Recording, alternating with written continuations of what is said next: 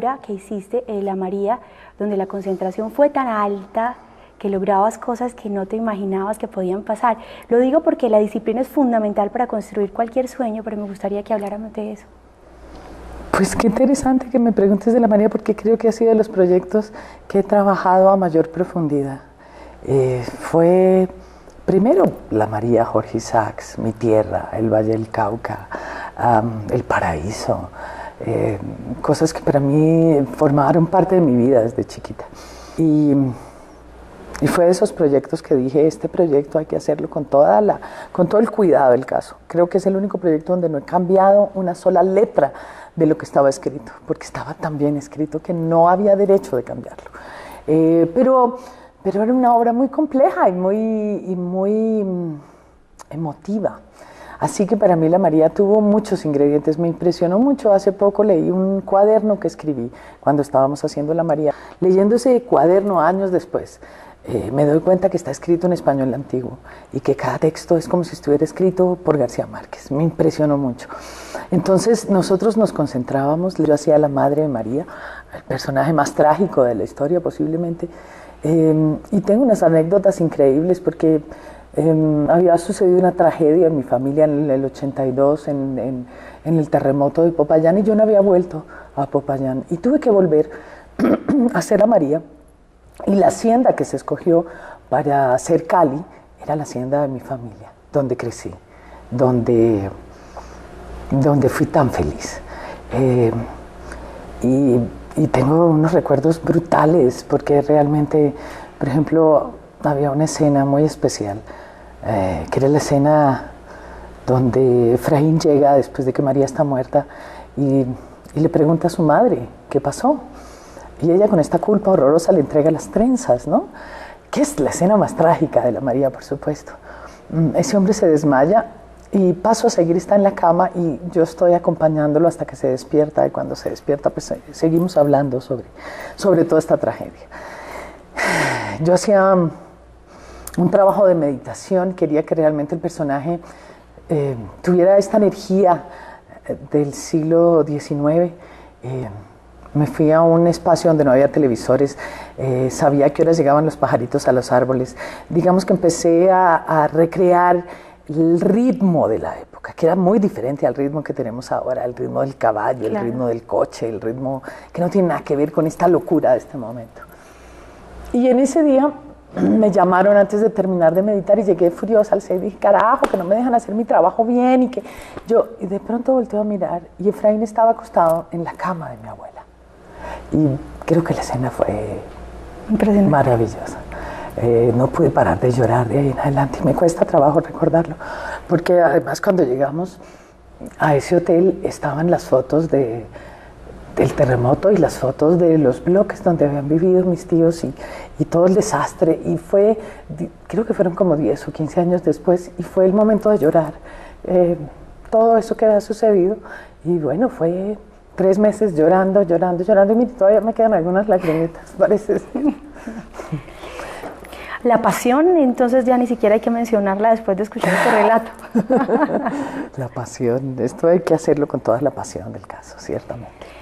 Bueno, hablemos un poquito de la creatividad. Uno se imagina cuando se habla de creatividad, de construir un sueño, entonces uno se imagina que tiene que ser la creatividad de las empresas, que tiene que ser la creatividad en una sala de publicistas, pero la creatividad tiene que estar presente en todo momento y en todo lugar, como por ejemplo en una escena, cuando un director quiere algo que para uno es imposible, a uno le toca poner a funcionar la creatividad. ¿Cuántas veces y de qué te ha tocado poner a funcionar la creatividad?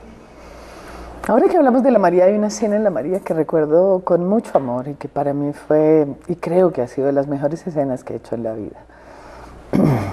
Era nada más ni nada menos que la escena de la muerte de María. Esta madre la escena estaba planteada de tal manera que era enfrente a la entrada del paraíso, que es una escalera muy grande que llega a la puerta principal, y había un carruaje donde estaba la madre esperando a sus hijas y a su familia para irse a Cali. Era como María ya estaba muy mal y era como el último momento, los últimos momentos de María, vamos a para Cali a ver si le sienta el aire, etcétera, etcétera. Y la escena era un grito de su hermana en la casa me dejaba saber que María ya estaba muerta. Y yo tenía que subir las escaleras y llegar a la casa. Y yo tenía que contar el dolor que esta mujer estaba sintiendo de espaldas a la cámara. Y yo decía, pero... Y claro, empieza la pelea de uno con el director y a decir, este director tan bruto, ¿cómo me pone la cámara donde no es? ¿Pero por qué no me está mirando? Que yo aquí tengo la noción, etcétera, etcétera, etcétera. Y gracias a Dios la escena se demoró mucho y tuve mucho tiempo para pensar, ¿qué voy a hacer? ¿Cómo voy a hacer para mostrar lo que está sintiendo esta mamá? Porque no me puedo voltear a cámara. Si voy subiendo esta escalera, ¿cómo me voy a voltear a mostrarle a la cámara nada? ¿Qué hago? ¿Qué hago?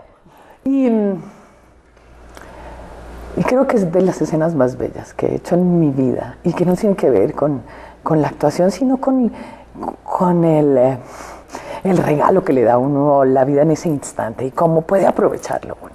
Pues esta madre tenía un vestido de época inmenso, pero también tenía un chal precioso puesto.